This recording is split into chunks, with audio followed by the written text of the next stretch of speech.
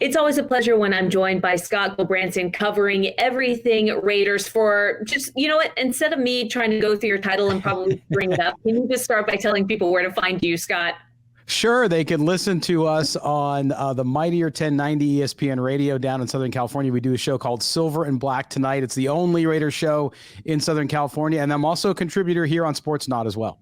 Love it. Okay, so you've got the McDaniels Ziegler era set to begin. First of all, what's the reaction like where you are to this tandem hiring that we've seen? You know, I think it's been overall very positive. I think Raider Nation was really excited at the specter of maybe Jim Harbaugh being the coach. But then as things unfolded and that didn't come to be, the Josh McDaniels piece, people were a little skeptical at first because of what happened 12 years ago in Denver. Josh McDaniels was the head coach there, didn't do well, went on to the Rams, and then, of course, back to the Patriots. So I think Raider Nation was concerned that, hey, listen, here's a guy who's failed before as a head coach, albeit so many years ago. Why would he be the right choice? But then as the press conference a couple days ago kind of unfolded and you got to meet Dave Ziegler, the new GM who came from the Patriots as well, and you heard from Josh McDaniels, I think people are really excited about what they've heard from the two guys. And then also the fact that they came together and they already have that relationship, I think gives them an opportunity to get off to a fast start. Is this a trend that we're going to see more of in the league? GM, head coaching hirings coming together from the same places? You know, it certainly seems like things are pointing in that direction. Now, that hasn't happened a ton yet, but if you see a lot of the interviews this offseason, Carolyn, and you look at the GM openings and the coach openings, it seems to be these names are always linked. And that makes a lot of sense, right? Because you want to get a coach and a GM who are on the same wavelength when it comes to player acquisition and when it comes to philosophy. I mean, that's what the thing we heard from Ziegler and McDaniels in Las Vegas was the idea and the word culture, right? Hey, we want to have the same thing. And it makes sense that if you go into it, almost think of it as like a political office, a president, a vice president, you want somebody who you know shares your vision. And so I think we are going to see a lot more of it as that next set of leaders in the NFL, that next set of young coaches and GMs in their 30s and 40s start to take over. You know, before we kind of depart this topic of hiring coaches and GMs, I do want to get your overall thoughts on the decision that Brian Flores made to essentially take a nuclear bomb to any coaching candidacy that he might have in store for his future. At least from my vantage point, I think it's going to take a special kind of NFL owner for him to continue coaching, which is what he said that he wants to continue to do. I mean, what is your kind of 30,000 foot view of what he decided to do, the way that he decided to do it and the timing of it? You know, here's the thing, Carolyn, whether you agree with his point of view or not, it's very brave. I mean, for a guy who's so early in his career, at least trying to become a head coach after the one time he got a chance in Miami, it's hard. You know, a lot of people, I'm sure, tried to dissuade him from doing it, but he's standing by his principles. He wants to make a point. If you heard the round of interviews he did over the last couple days, you know that. And so to me, I think that, you know, hey, he's got to do what he thinks is right. And, you know, a couple months ago, we had Rod Graves from the Fritz Pollard Alliance on looking at the whole issue of hiring in the NFL.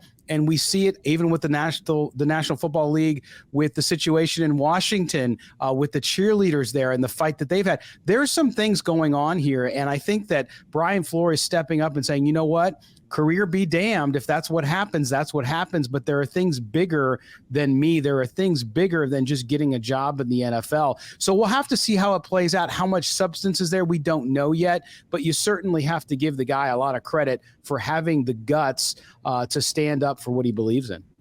Absolutely. I think it's remarkably brave, especially when the closer you get to the league and covering the league, and I know you know this because you cover the league closely, the more you realize how powerful they actually are, you know, and how they have this sort of mouthpiece in front of the shield in Roger Goodell, and how ownership essentially goes unreprimanded for really egregious behavior time and time again. And even being at the owners' meetings and speaking with some of the women who showed up to the NFL owners meetings a couple of months ago to try to get some coverage around Dan Snyder and some of the horrific things that scumbag did.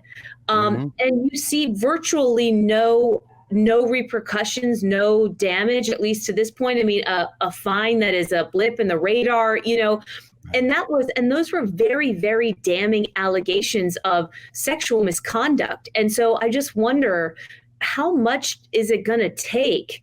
And you talk about kind of diving through this lawsuit and going page by page and finding the substance of it all. But, how much is it going to actually take to bring the NFL to its knees? Is what's in this lawsuit a couple of text messages, clearly really, really poor hiring practices? Is that enough to create some of the change that Flores has really put his career on the line for?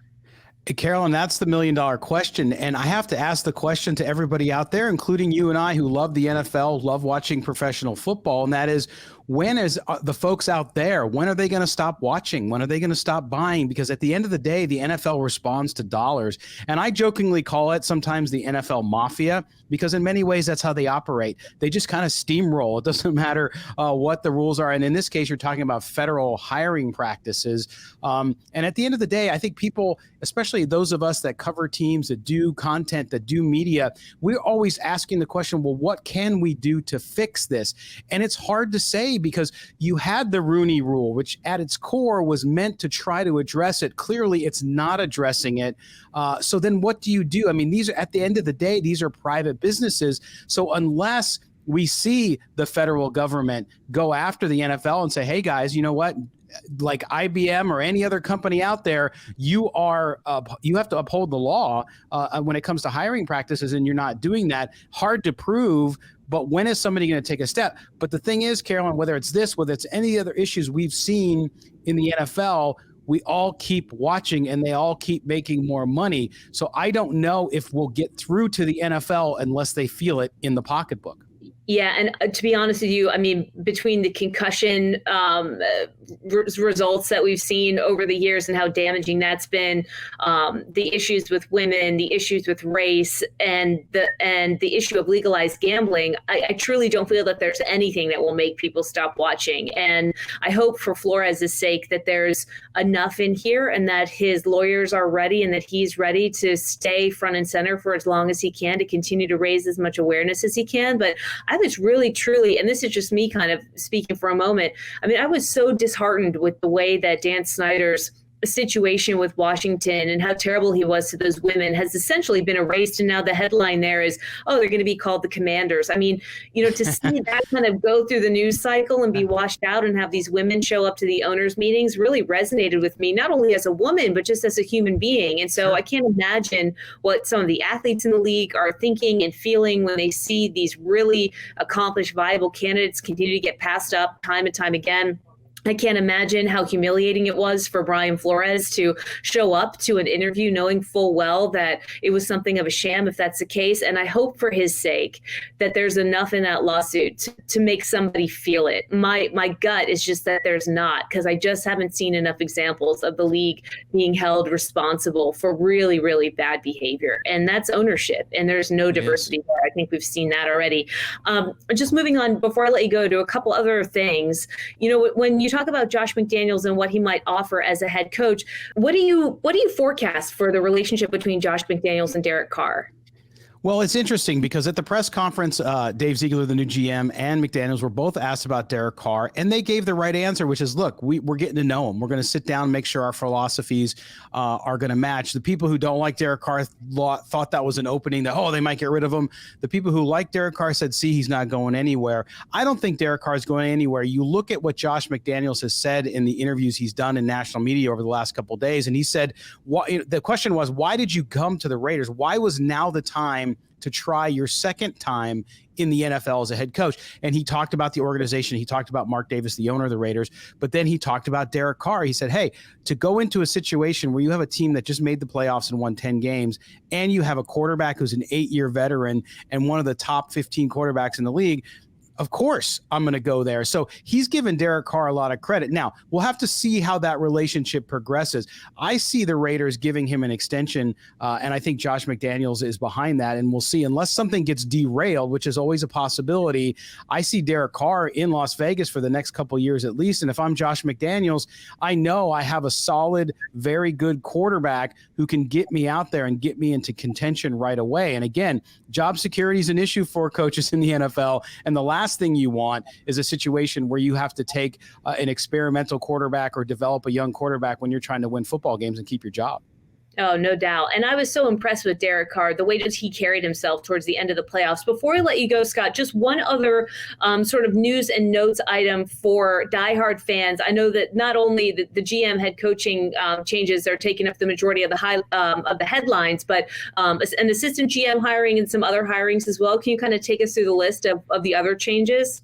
Sure. Yeah. The Raiders also hired their new assistant GM. They've never had an assistant GM, so it was a role created for Champ Kelly from the Bears. Champ Kelly interviewed for the GM role with the Raiders and must have made such a great impression that they created a role for him under Dave Ziegler, and he'll come in there and help along with that roster that needs a lot of holes to be plugged. Then you have defensive coordinator Sean Desai from Chicago as well. They were a top 6 defense when it came to yards. They struggled against the run. They were great in the red zone.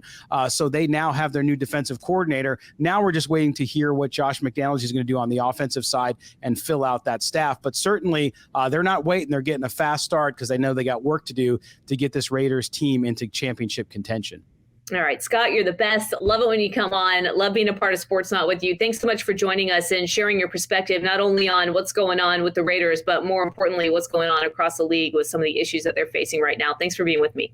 Anytime. You take care.